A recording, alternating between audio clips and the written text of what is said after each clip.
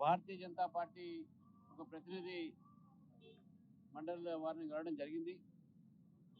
శ్రీ మహేశ్వర్ రెడ్డి గారు మా floor leader, అదేవిధంగా అంజిరెడ్డి గారు, కొమరయ్య గారు, అదేవిధంగా మా జనరల్ సెక్రటరీస్ అయినటువంటి ఒక గౌతమ్ రావు గారు, వీరేందర్ గౌడ్ గారు, వేముల అశోక్ గారు, మా ఒక పార్టీ జిహెచ్ఎంసీలో ఫ్లోర్ లీడర్ శంకర్ యాదవ్ గారు, deputy floor leader Radha Dheeraj Reddy గారు, మేమంతా కూడా గవర్నర్ గారిని కలిసి ఏదైతే ప్రభుత్వం, రాష్ట్ర ప్రభుత్వం HILT Hyderabad industrial land transformation ఏదైతే తీసుకొచ్చారో ఈ యొక్క జియోని భారతీయ జనతా పార్టీ వ్యతిరేకిస్తూ దీనివల్ల అనేక మందికి ఈరోజు నష్టం జరిగేటటువంటి అవకాశాలు ఉన్నాయి.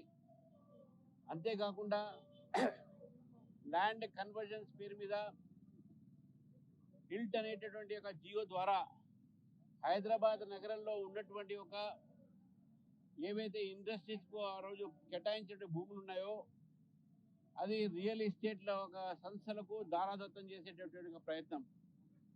దాదాపు 9,000 ఎకరాల పైగా ఈరోజు ఒక రియల్ ఎస్టేట్ కింద మార్చి లక్షలాది కోట్లాది రూపాయలు ఈరోజు ప్రభుత్వము అందులో కుంభకోణం జరిగేటటువంటి ఒక అవకాశాన్ని ఇవ్వడం జరుగుతూ ఉంది.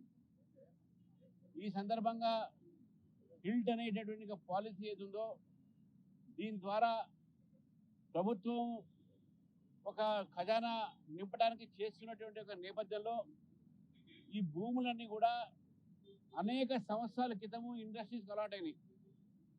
అప్పుడు ఉన్నటువంటి ఒక ధర, ఇప్పుడు ఉన్నటువంటి ధరని మీరు కంపేర్ చేసుకున్నా కూడా బుక్ వాల్యూ సబ్ రిజిస్ట్రార్ ఆఫీస్లో ఉన్నటువంటి ఒక ఏదైతే రేట్స్ ఉన్నాయో అది మార్కెట్ రేట్ కన్నా చాలా తక్కువగా ఉంటుంది. మనం చూసినాము మొన్ననే ఒక ప్రైవేట్ సంస్థ హైదరాబాద్ అవతల 151 కోట్లకు ఒక ఎకరం కొనడం జరిగింది. మరి ఈ నేపథ్యంలో ఈ హిల్ట్ ఉన్నటువంటి ఇండస్ట్రియల్ ఏరియా ఉందో హిల్ట్ కింద ఈ ఇండస్ట్రియల్ ఏరియా భూములు దాదాపు వేరే తక్కువ రేటుకు రియల్ ఎస్టేట్ వాళ్లకు దొరికే అవకాశాలు దొరుకుతున్నాయి. 30% సంబంధించినటువంటి డిపాజిట్ ఎస్ఆర్ఓ రేటు కింద చేసేస్తే ప్రభుత్వానికి ఎంత నష్టం వస్తుంది అనే విషయాన్ని మనం ఆలోచించాలి. నడుస్తున్న ఇండస్ట్రీస్ కూడా ఈ యొక్క స్కీమ్లో చేరి అక్కడ పనిచేస్తున్నటువంటి ఒక సిబ్బంది కానీ అక్కడ పనిచేస్తున్నటువంటి ఒక కార్మికులు కానీ నష్టం జరిగేటువంటి అవకాశాలు, వారు జాబులు కోల్పోయే అవకాశాలు ఉంటాయి. రెండో వైపు గతంలో ఈ యొక్క ప్రాంతంలోనే హైదరాబాద్ చుట్టుపక్కల ప్రాంతంలో చాలా మంది రైతులు మా భూముల్ని కూడా కన్వర్ట్ చేయండి అని చెప్తే ఆ భూములు ఇంకా కన్వర్ట్ కాలే. కానీ ఇండస్ట్రియల్ భూమిని మాత్రం